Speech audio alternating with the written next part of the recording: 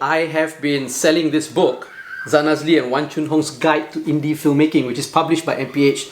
For a while now. It's a really good book if you want to be a filmmaker, whether it's for YouTube, social media, TV, film, cinema, whatever. This is the book to get. I'm going to make it more accessible and more affordable to all of you because I believe that everybody needs to become a filmmaker. The more filmmakers we have in the world, I think this world will be a better place to live in. Now it's available as an electronic book download on my website. I'm going to link it here. It's really cheap, it's really affordable. It's only 5 ringgit if you want to get the ebook version. Okay, 5 ringgit. It doesn't really cost much, right? It's just a little bit of something for me. I mean, it did take a lot of work to write. Each chapter of this book talks about one part of the filmmaking process. And for each chapter as well, I interview a local filmmaker. It's only 5 ringgit. It's only 5 ringgit. You're watching and listening to the Fat Bidin Film Club, and I'm assuming I'm Zan Azli. And I'm Shawim Stan. As usual, it's not so usual already. We keep missing. I cannot miss like this.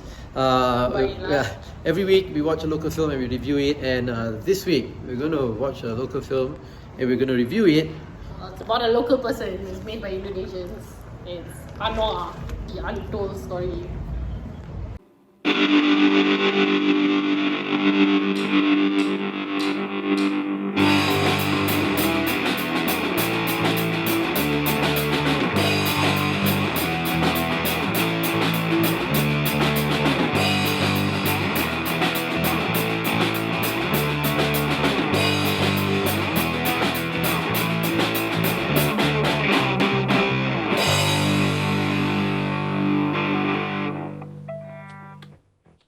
Okay, so we've watched Anwar, the Untold story, and while Spoiler alert, the story has been told. who directed this film? Some Indonesian lady. Yeah. Viva Lestari. Viva Westi. Westi. Yeah. Executive produced by Zuna, the cartoonist. Starring. His story told by Zuna. Story. The credit says story by Zuna. And then of course there's like a list of script writers and everything. Okay, so I'm going to review this by trying to leave out as much politics as possible. Okay, I don't want to touch on politics as much as I can. Okay. Right? I'm going to review it on the merits of its filmmaking merits. So like as a story lah. As a story, as how it was directed, written, acting, everything. I'm going to separate the politics of it lah. Right? Half of the reviewers already stopped the video already. Well, we'll see. They're like, no. Because I'm sure people. watch. I have a feeling people want to hear that from me, right? I think so lah. I think very highly of myself that people want to know my opinions, right? It's like when we reviewed that Ini Kalila Rise, Ini Kalila after the 2018 general elections, you know, and all that. Of course, the emotions were high. So I'm going to try to. All I'm saying is I'm going to try as much as possible. I'm not going to make it like a rule. I cannot. You know what I mean? Saying, you know, yeah. Like so, yeah. So it's an Indonesian production, really. It's an Indonesian production with a smattering of Malaysian actors and Like a Malaysian Kamil. and a Malaysian executive producer, lah. Right. So what's it about? Yeah, tell us, what's it about? You tell us what it's about. No, I cannot, because then we'll be breaking tradition. So it's a story. It is the story of how in 1998 Anwar got arrested for the second time. But this time he was Deputy Prime Minister and being accused of sodomy. So You got to put into context. The first time was the ISA thing when he was not a politician yet. He was a student. He was a student at UM. Yeah, and he could like, we've seen his ISA jail cell. Okay, it's like a Airbnb, honestly. Never mind. Can't remember we went. There's like they've got space to like write book lah. See, it's like quite comfortable. But anyway, that's not the point. The point is, so this is about the second time he was arrested lah. Okay, and this time he's a politician. This time he's Deputy Prime Minister. And it's kind of focuses on the 5-ish days that he was in lockup. The week lah, the first week that he was Before he was charged, right? when he was in the lockup. And then interspersed with like how did all the events that led up to it, you know. Yeah, basically that's what the story is about lah. There's also about like how he was treated, you know, in the lockup, and so on and so forth. Yeah. So it's very clear at the end of the film, it comes out that that the 5 days in lockup, the incident that happened, right? The things that happened in there was based on an inquiry that was done. And you know, and this was the result of it lah. That this was what the inquiry said happened in the lockup. Yeah. So it's not. I guess they said Not that. So alleged. not alleged or not. Yeah, got so evidence. There's no defamatory elements to it So lah. some people that we know cannot sue them lah. Yeah. So yeah. So what do we think of the film?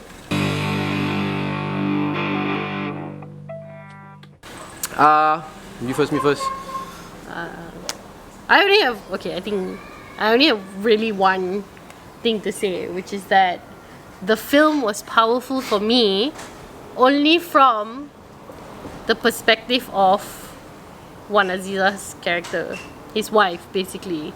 Every time there was a scene about how his wife was doing, I would like be like on the verge of tears. Mostly because I felt just so much stress and empathy and like my heart really went out to her lah. And then obviously, you know, we were trying to review it as a film, and we were trying to watch it also like just as a film, but you can't really separate from the reality because you know that this had happened to her, to this real, very real person that we all kind of know. So I really felt it lah. I really felt it. I can't really say I was moved by the Anwar bits of the film though, because it seemed for me a little bit too simplistic of what was really going on. Of course, I don't really know exactly what was going on at the time, but just the depiction of it was just so simplistic, you know, like so clear cut meh? Really meh? Yeah. It was just too. What's your favorite term? Too Hollywood. It was too Hollywood. It's too the antagonist was clearly a clear antagonist. The protagonist was like so totally like savior of all the people, and it was just too simplistic lah for me, for something that, you know, sparked a conflict that went on for like over 20 years to get us to where we are now. But again, you know, it's only a 2-hour film. How much can it really do, right? So I don't really know if I can really fault the film for being that simplistic, but I feel like I can lah, because it could have had a little bit more layers, especially to the character. But I guess it set out to portray him as a very clear-cut, one-directional, honest man, and it just really followed that trajectory only lah. And we all know who the antagonist in this story is. But I wasn't really sure what they were trying to do there. Were they trying to make it seem like he was also a victim of circumstance? Because, again, even though we're trying to detach from the reality, that was not really the case. And what was the point of doing that? To avoid getting sued or what? Like, why?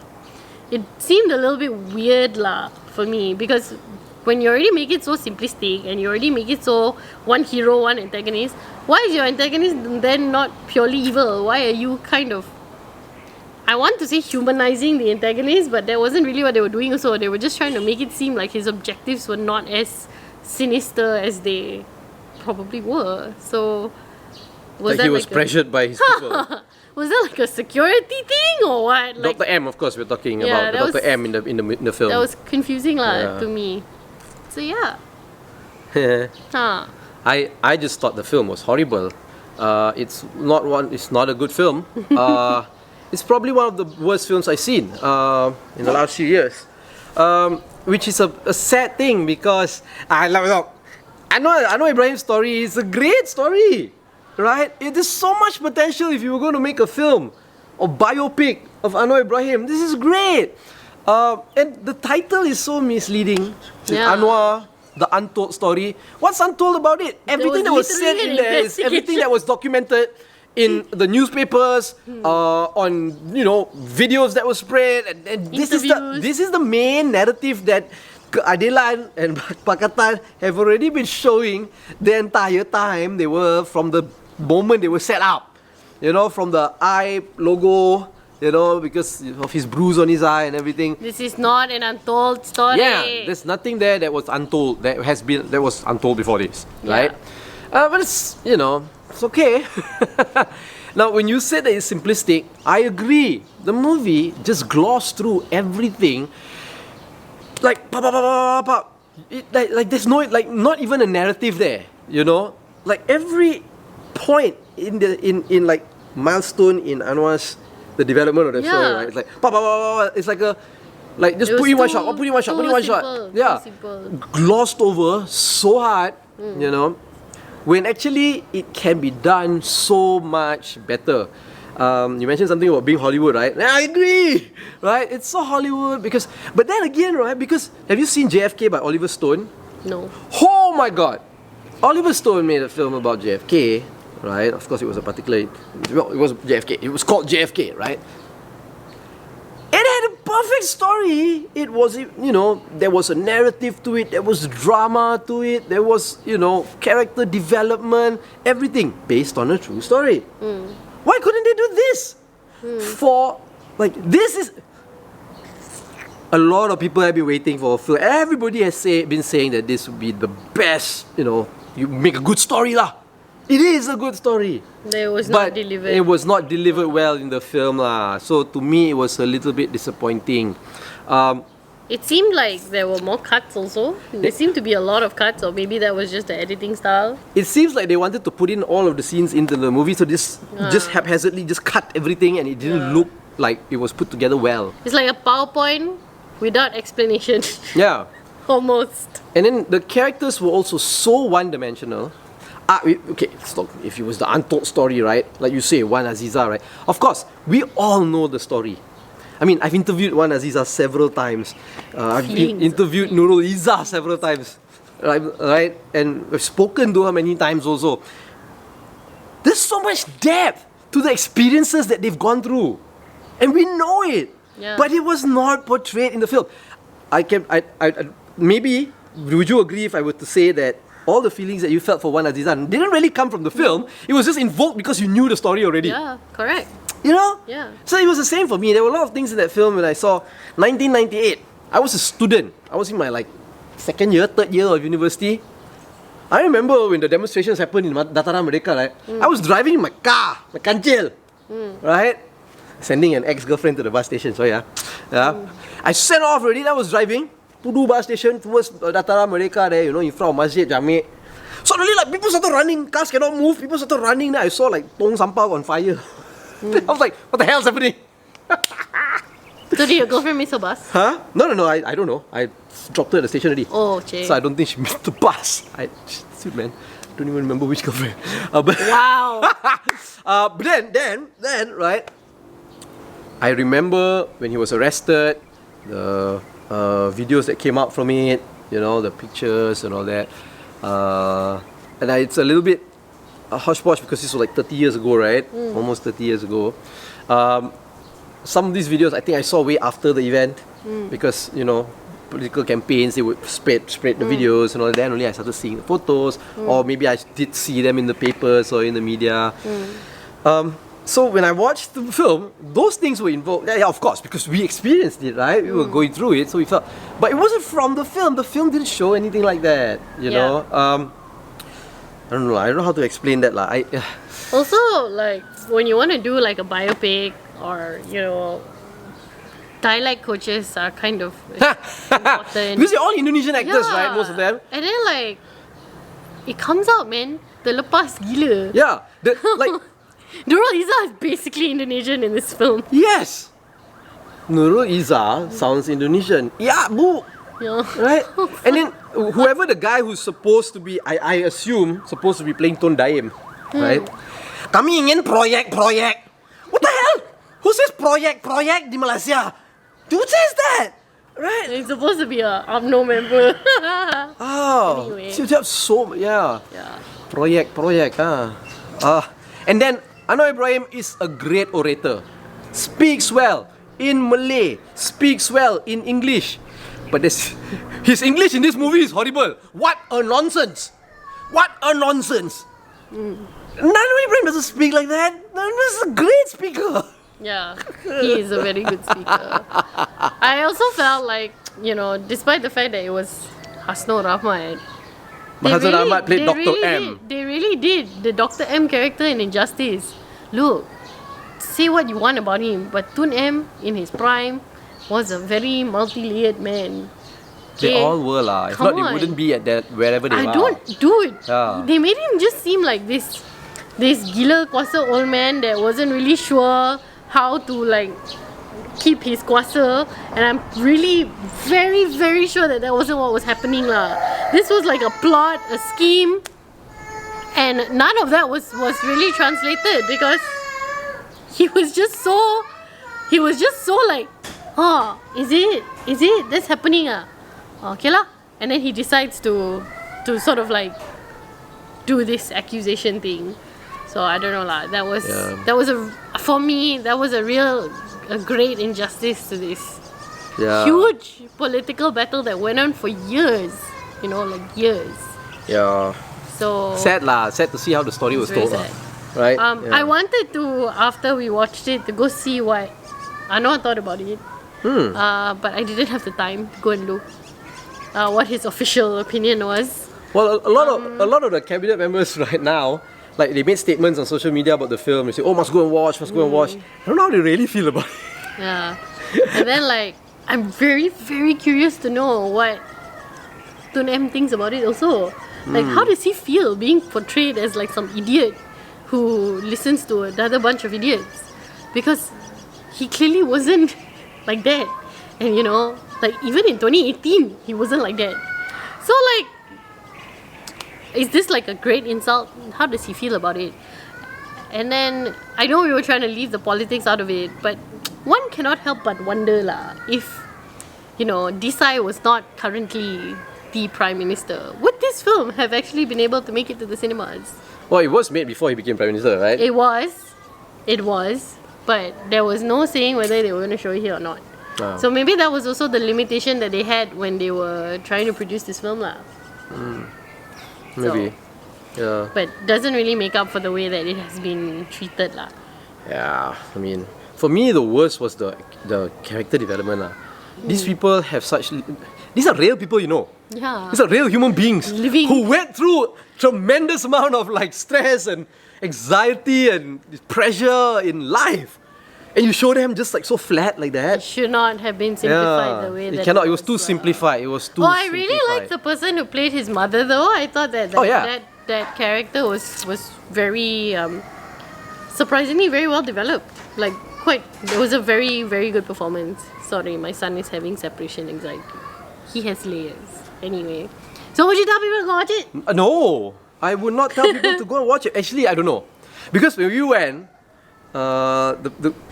there were people there going in, and it were all uncles and aunties, boomers. Uncle and aunties Indians, Chinese, and all that, who I felt were the typical crowd of the early birthday demonstrations.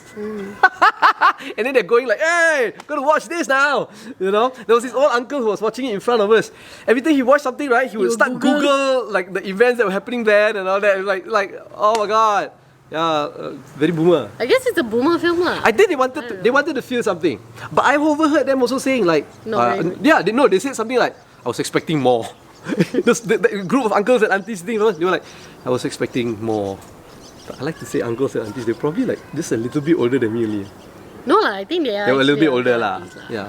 No, there's a reason to this, because this morning we were having breakfast. A guy came to sell keropok to us. He kept referring himself to Pakcik when he was talking to me. Then we found out that he was only 5 years older than me.